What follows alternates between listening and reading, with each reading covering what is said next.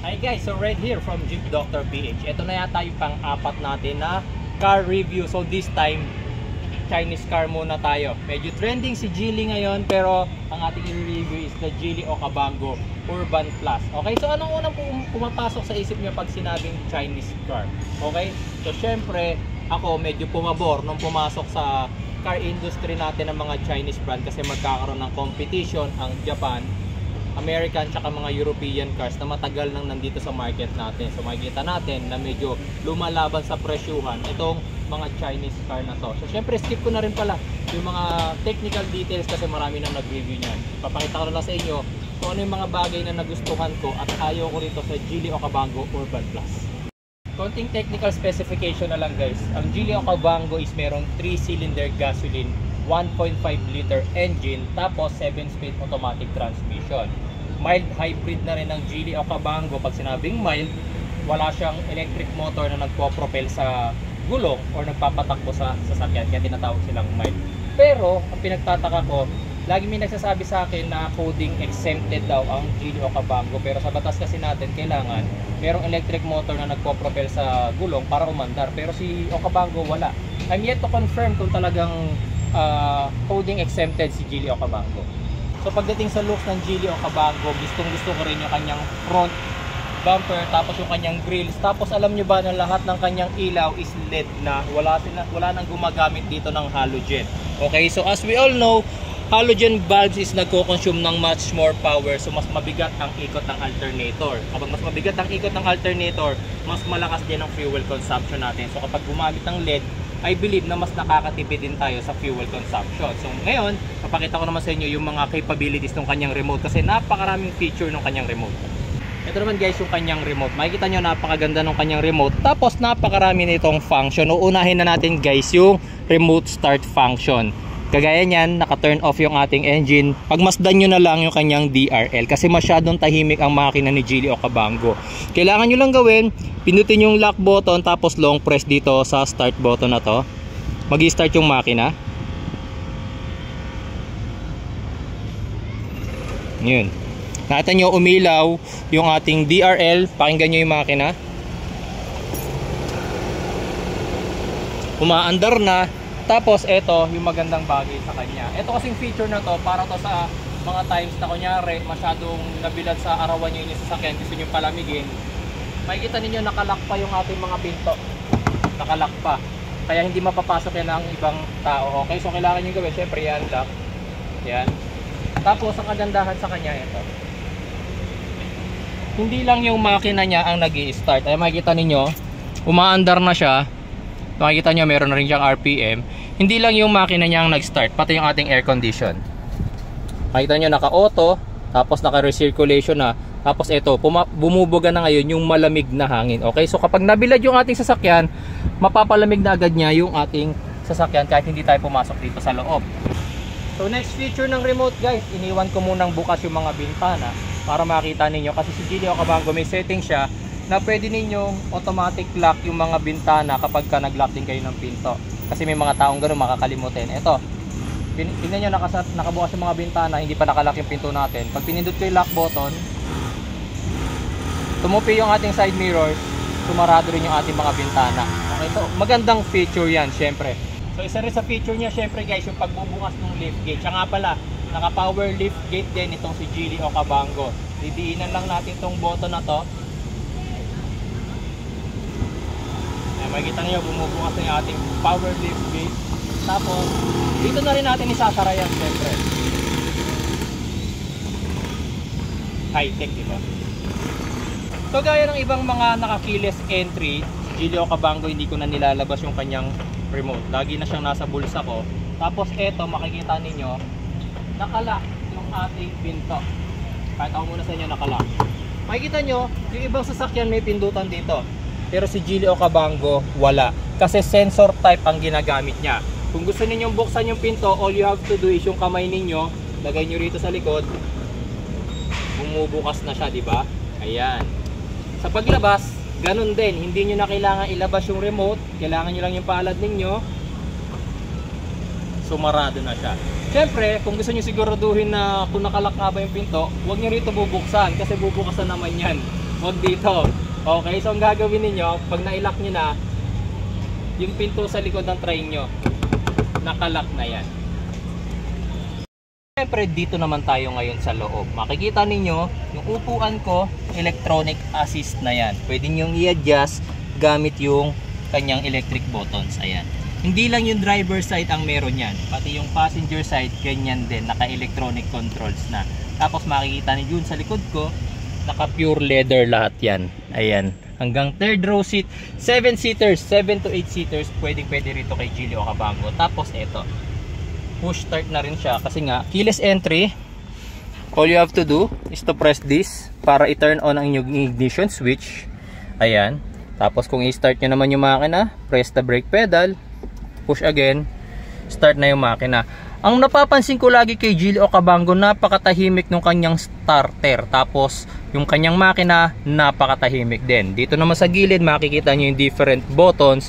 Ito yung para sa auto start stop. Yung auto start stop guys, hindi ko pa masyadong nakikita yung kanyang function, pero parang yung sa kagaya ng mga motor na may auto start stop, kapag sa traffic light, mahaba kayo naka-idle, namamatay ng kusa yung motor para mag-save ng fuel. Tapos twist nyo lang yung lever grip, mag-i-start na agad yung motorcycle. Dito naman kay Geely Okavango, minsan kasi nagda-drive ako, pag release ko ng gasoline pedal, biglang namamatay yung makina.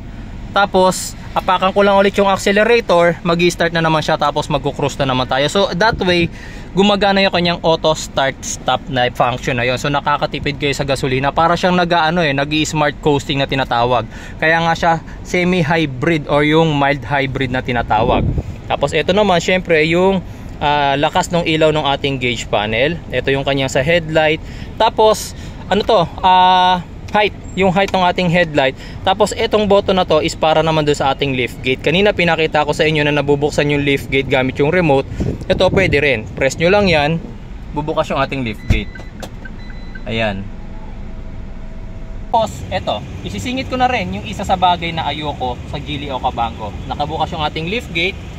Alam nyo ba na para isarado yan, ang button na to hindi nyo pwedeng pindutin lang basta, kailangan nyo siyang diinan, which is very inconvenient sa akin kasi pag pinindot nyo lang siya, hindi siya bababa. Tingnan nyo, hindi siya bumababa. Ang kailangan ko ngayon, diinan yan hanggang sa sumarado yung lift gate. Pag tinigil ko, titigil din siyang nakabukas, diba? So kailangan diinan ko siya ng nakasarado. Ayan. Next thing, papakita ko sa inyo, another thing din na ayoko kay Geely Okavango with regards sa lift gate, yung safety. Kasi ito, as of now, nakapark tayo. Ilalagay natin sa drive. Ayan, nasa drive na yung ating transmission. Ayan, makikita nyo naka-drive. Tanggalin natin yung park. Okay. Yung lift gate sa likod, pwede pa rin nating mabuksan yan kahit naka-drive tayo. Ayan. So para sa akin, medyo inconvenient yan or disadvantage yan kasi paano pag accidentally ninyong napindot. I don't know kung paano maging accidentally yung mapindot. Siguro mahaba yung tuhod, tapos tumama rito, diba? Paano kung may sasakyan, natutok sa likod, tatama yung pinto ninyo kapag accidentally itong nabuksan. O kaya naman, pag gabi, siguro yung iba nag-a-adjust ng controls dito, tapos ang napindot pala yung sa lift gate, diba?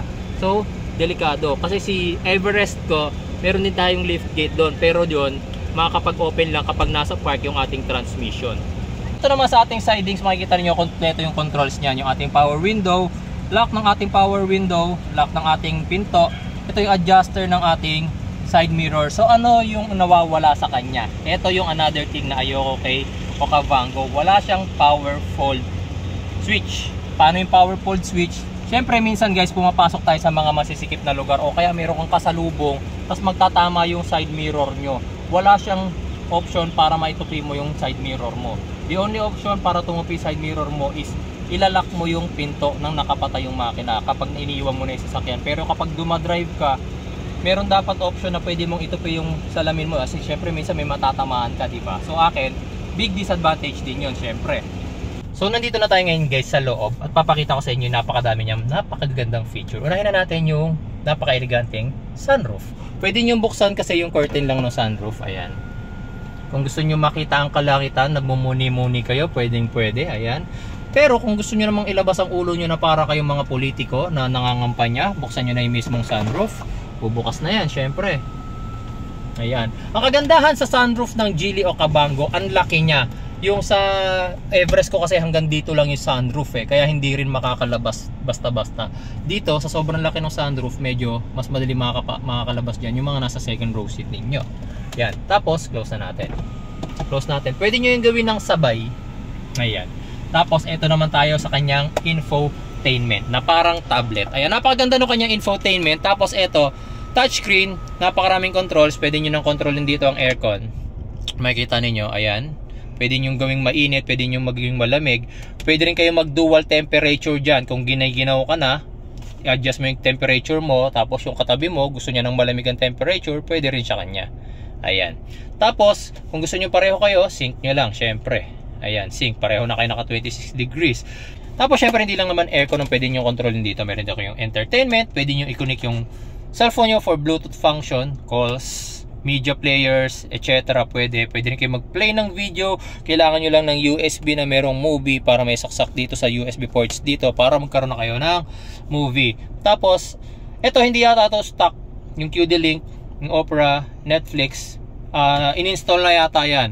Aftermarket installation na ang ginagawa dyan. Tapos makikita nyo meron tayong 360 panorama. Merong button dito malapit sa ating shifter. Makikita ninyo tong 360 na to na pag pinindot ninyo, lalabas yung ating 360 image na nagagawa. Kasi merong 4 na camera ang Geely Okavango. Isa sa front, 2 na naka-install sa ating side mirrors at yung isa is nasa likod. Kaya kapag makikita ninyo, pwede nyo baguhin yung view nya. Nasa harap ngayon, nasa likod, yung 2 gilid, tapos ito naman yung likod. Okay, so pwede nyo baguhin yan, depende sa preference ninyo. Ang kagandahan pa sa 360 na to, kapag nag signal light kayo, yung ating video, ano yan lumiliko rin yan Sa ngayon hindi natin siya magawa kasi naka full stop tayo, pero kapag ka umaandar tayo, pwede yan gumana kapag ka nag signal light kayo tapos naka 360. Pati yung camera nito nagbabago. Makikita ninyo yung gilid kung may matatamaan kayo or wala.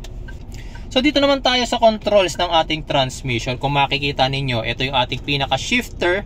Tapos para siyang ulo ng cobra na nakatayo. Merong press button dito para sa lock, para hindi kayo makapag-shift bigla from drive to reverse ng unnecessary. So hindi siya papasok kapag tinutulak nyo lang siya. Tingnan nyo, pag lumalabas, press unlock key. From park, hindi siya basta-basta nag-shift kahit na itulak nyo ng itulak yung ating shifter, diba? So kailangan naka-press muna kayo, tsaka nyo itutulak, napunta siya ngayon sa reverse. Okay, kasabay ng pagpunta niya sa reverse, syempre yung ating reverse parking assist. Ayan, parking assist, yung camera na natin na nasa likuran. Tapos ito naman, syempre kagaya ng ibang automatic transmission, meron tayong drive mode, meron din tayong manual mode. Ayan, pakita muna natin yung drive mode. Ayan, makikita nyo M1. Tapos sa kagandahan pa kay Geely Okavango, meron siyang gear shift indicator. Yung M1 na yan, ibig sabihin naka-manual mode tayo at first gear. Kapag tinulak natin ito pataas, makikita nyo nag M2. Ayan, hindi nga lang tayo makapag M3 dahil naka full stop tayo. Same with the automatic transmission. Kapag naka-D kayo, makikita nyo ito D1. So ibig sabihin naka-drive mode tayo with first gear. Kapag tumatakbo na tayo, nagsi-second, third, fourth, fifth, and sixth yan. So meron tayong gear shift indicator. Pag dumating yung time guys, na medyo parang pakiramdam nyo nag-delayed shifting, na makikita nyo yan sa RPM, sa speed sa RPM. Tapos makikita nyo, ay third gear na. Third gear pa lang ako, pero takbo ko nasa nasa 80 kilometers na, pero ba't parang hindi pa ako nag-shift, diba? So ngayon, maaalarma kayo na merong problem with your car. Tapos, another thing dito sa ating cambio, eto. Makikita ninyo, eto. Reverse, neutral, park, and drive. Pero, pag kinambyo nyo yan, makikita ninyo, ngayon nasa drive. Pag tinulak ko pataas, napunta sa neutral. Pero, from D nakalagay P. Pag tinulak ko na naman, reverse naman. So, there's no way para makapunta kayo ng park using this lever. Ang ginagawa dyan guys, para mapunta kayo sa park, nakikita nyo itong letter P na to, pinipindot. Pag pinindot nyo yan, ayan, naka-P na kayo. Tapos, another good thing with this parking transmission, ito pa, Tanggalin ko muna to. Ito nga pala, naka-electric parking brake tayo guys. Wala na tayong handbrake, electric parking brake. To release, pinipress yan. Pag wala ng ilaw, ibig sabihin hindi na tayo naka-handbrake. Kapag i-engage nyo naman yung parking brake, hook up nyo lang, tapos i-ilaw na yan. So naka-brakes na tayo nyan. Ngayon, eto. Halimbawa, naka-drive tayo. Kagaya nyan. Naka-drive tayo, tapos magpa-park naman tayo sa isang patag na lugar. So gusto nyo diretso park na. Pag pinindit nyo yung P, hindi nyo na kailangan pindutin yung parking brake. Automatic yan, pansin nyo ha. Pipindutin ko, iilaw na yung parking brake. Makikita nyo rito, naka-park na siya, naka-engage na rin yung ating handbrake. Okay, so ganun lang kadali. Pero ito, ginagawa ko yan kapag nasa patag na lugar lang. Pero kapag inclined ako, ginagawa ko pa rin syempre neutral, tapos handbrake, tapos release muna ng brakes para wala yung tension sa ating transmission. Tsaka ako ini-engage yung park. Tapos another button, auto hold. Si auto hold, may papakita ko yan sa inyo kapag bumabiyahe tayo. Yung auto hold na tinatawag, halimbawa traffic, bumper to bumper, umaandar ka, naka-engage ang auto hold. Pag ginapakan mo yung preno at nag-full stop ka, mag-engage yung auto hold. Yung mismong sasakyan yung pepreno. Tapos bitawan mo yung brake, hindi ka naaabante kahit naka-drive ka. Hindi ka abante, hindi ka atras kasi naka-auto hold ka. Ngayon, para mabitawan yung auto hold, pindutin mo lang yung accelerator, aandar ka na. Auto hold ang tawag doon. Tapos meron tatlong driving mode si Okabango. Drive, Eco, Comfort, and then yung Sport. Usually ginagamit ko rito is the Comfort. Okay? Tapos ito syempre yung hill descent control, tapos yung ating traction control. Tapos ito pa, napakaganda ng kanyang controls dito sa ating climate control. Ayan, para na naman ako naka-piano. Gustong gusto ko ng ganyang controls. Tapos ito, syempre meron ding cruise control. Si Jill Okabango may cruise control. Andito rin yung controls nung gauge, pwede nyo baguhin. Tapos ang kagandahan pa sa kanya, kung gusto nyo baguhin pala yung ating gauge, meron settings dito.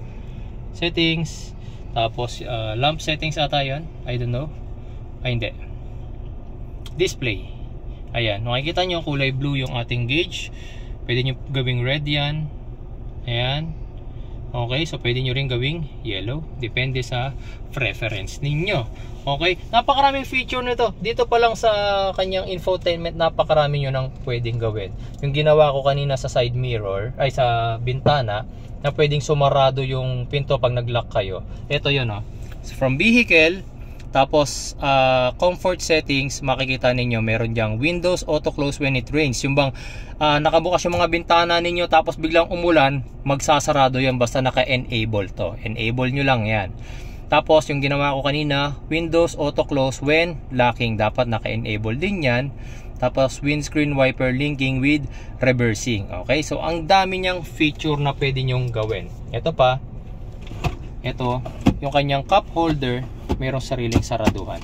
So pwede nyo isarado yan kapag wala kayong gagawin. Dito naman sa kanyang extra compartment, nakakatuwa, alam nyo ba, hindi lang to ordinaryong extra compartment, ang lamig ng wallet ko kasi itong part na to is mayroong aircon. May aircon to. Kailangan lang nakabukas yung aircon ng mga passenger ninyo sa likod kasi nandoon ng controls niyan. Kapag nakabukas yung aircon nila, pakiramdaman nyo rito may lumalabas na hangin dito na malamig. Ayan. Dito naman tayo ngayon guys sa second row. Makikita ninyo, I'm a 5'10 or 5'11, pero makikita ninyo sa haba ng tuhod ko, ang luwag pa ng legroom ko from the driver seat. Tapos yung headroom ko naman, napakaluwag. Actually, bilib ako rito kay Okabango, ang luwag niya. Tapos makikita ninyo, yung upuan dito sa loob, hindi siya isang diretsong upuan. 3 individual seats siya. So kung yung isa mahaba pa, pwede pa siyang umatras. Just like that. Diba? Tapos, ito pa ang nakakatuwa kay Jill Okabango. Ito guys, yung sarili ninyong controls dito sa likod. Touchscreen. Makikita ninyo, touchscreen na yan. Auto, temperature, pwede kayo mag-adjust. Fan speed, pwede nyo i-adjust. Ang hindi ko lang gusto sa kanya is nandito nga yung kanyang air vents. Okay? Nandito yung kanyang air vents. Mas convenient sa akin kung ang air vents ng Okabango is nandito sa ceiling. Okay? Ito lang yung medyo hindi ko gusto. Pero siguro yung iba, pabor sa inyo. Pero akin, mas gusto ko na nandito sa ceiling yung ating air vents. Tapos, hindi nyo na rin kailangan makipag-agawan sa cellphone charger sa harap. may cellphone charger dito. Dalawa pa. 'Di ba? Dalawa pa, 'di ba? Tapos meron dito yung mga makakalat, dito nyo muna ilagay ang inyong basura temporarily. Tapos, doon tayo sa likod. Okay. Ngayon naman, papakita ko sa inyo kung paano makapasok yung mga pasahero doon sa likod. Meron dalawang option. Unang-una, itutupi nyo lang yung inyong seat. Hilahin nyo tong tali na to, tapos tutupi na yung inyong upuan, makakapasok na. Pero medyo mahirap, lalong-lalo na sa mga medyo may edad or medyo may rayuma na. Ito naman yung another option. Merong lever dito sa ibabaw. Ayan, hihilahin nyo yan, tapos medyo babalikwas ngayon yung ating upuan kagaya nyan. Tapos mauurong nyo. Okay, so mas madali ngayon pumasok dito sa loob. Ayan. Ngayon naman guys, nandito na tayo sa third row seat. So gaya na sabi ko kanina, my height is 5'9", 5'10". Ito, maluwag pa sa akin. Actually, saktong-sakto lang ako dito. Hindi ganun kasikip kasi at least komportable yung pagkakaupo ko. Katabi ko ngayon si Mrs. and makikita nyo kahit third row seat ito. Si Mrs. oh, laki ng agwat niya doon sa upuan. Tapos kahit third row seat ito, urong ka mami. Tignan nyo naman yung difference. Kasya pa ang isa. As in kasya pa ang isa. Kahit dalawa lang ang upuan dito. Maluwag na maluwag ang third row seat ni Okavango. So si Okavango siguro nag-average ito ng 7 to 9 seaters. Tatlo rito, pwedeng mag-apat dun sa second row, tapos dalawa sa harap. So 7 to 9 seaters to. Pwede kasi maluwag eh. Ang luwag talaga ni Geely Okavango. Tapos ang gusto ko pa sa kanya, may air condition din para sa pasahero na nandito sa third row. Ayan. Hindi na kayo mag-aagawan. Both sides meron. Ayun, meron din, 'di ba? So both sides meron yan. Tapos meron rin kayong cup holder dito. Ayan, cup holder. Siyempre nandito na tayo sa likuran. Yung ating tailgate, kagaya na pinakita kanina, meron na yung power tailgate. May pindutan dito, bubukas na yan. Ayan. Tapos, ang isa pang gusto kay Okavango guys, napakaluwag ng kanyang compartment pa. Compared ko kay Everest, kay Montero at sa babang 7-seaters na nakita ko, mas maluwag to guys, mas maluwag kasi dito naglalagay ako ng stroller ng anak ko and hindi siya mahirap ipasok, unlike do sa ibang SUV na nagamit ko, ang hirap ipasok ng stroller. Yun nga lang, yung kanyang third row seat, manual din yung pagtupi. Pero ang bagay na nagustuhan ko sa kanya, flat. Flat. Hindi siya kagaya ng Fortuner na sinasabit yung upuan sa gilid. Ito, flat. So okay, kapag kailangan ko ng bigger space, tupi ko lang tong third row seat, itupi ko ngayon yung second row seat. Aba, ang laki ng aking space, di ba? Tapos syempre, pag i-close ko na, pindutin ko lang yan, sasarado na siya mag-isa. So syempre, hindi naman pwedeng matapos yung ating review nang hindi ko binigyan ng rating si Geely Okavango. Guys, even though na Chinese brand si Geely, alam nyo ba na si Geely na rin ang may-ari ng Volvo? Actually, may joint venture sila na nagsishare na sila ngayon ng technology. So kung anong technology meron si Volvo, ganun na rin meron si Geely. Kaya hindi na rin basta-bastang brand si Geely. Every time nga na may magtatanong sa akin, sir, okay ba ang mga Chinese car? Ang lagi ko sinasabi sa mga nagtatanong sa akin, kung talagang gusto mong subukan ng Chinese car, Geely ang subukan mo. Okay? Tapos, from 1 to 10, number 10 syempre is perfect. Para sa akin, Geely Okavango Urban Plus is 8 ang rating niya para sa akin.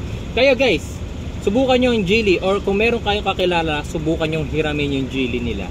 Masarap siyang i-drive, masarap siyang gamitin. Salamat guys sa inyong panonood. Comment lang kayo sa baba kung ano yung gusto nyo pang i-review natin sa susunod. Salamat po.